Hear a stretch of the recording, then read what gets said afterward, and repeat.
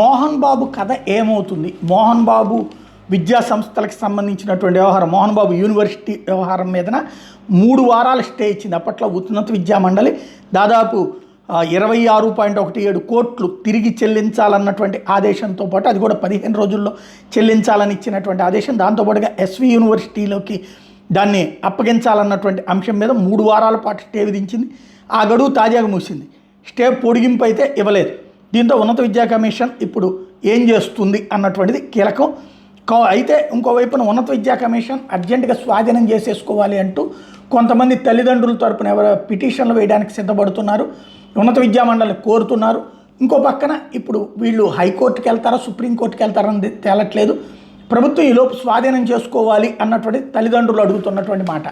But Mohan Babu నుంచి కానీ అటు వాళ్ళ కొడుకులు మనోజ్ కావచ్చు, విష్ణు కావచ్చు, అసలు దీని మీద మాట్లాడలేదు.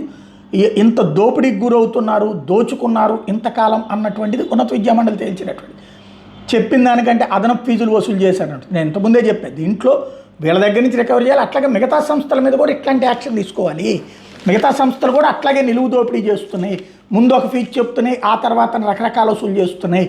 అట్లాగే హాస్టల్లో ఉండకపోయినా హాస్టల్ ఫీజులు వసూలు చేస్తున్నాయి. తిండి తినమన్నా సరే తినేటటువంటి ఫీజులు వసూలు చేస్తున్నాయి. పుస్తకాలు మా దగ్గర ఉన్నాయి అన్నా సరే కొనాల్సిందేనంటున్నాయి. ఇట్లాగ రకరకాల హింస పెడుతున్నారు.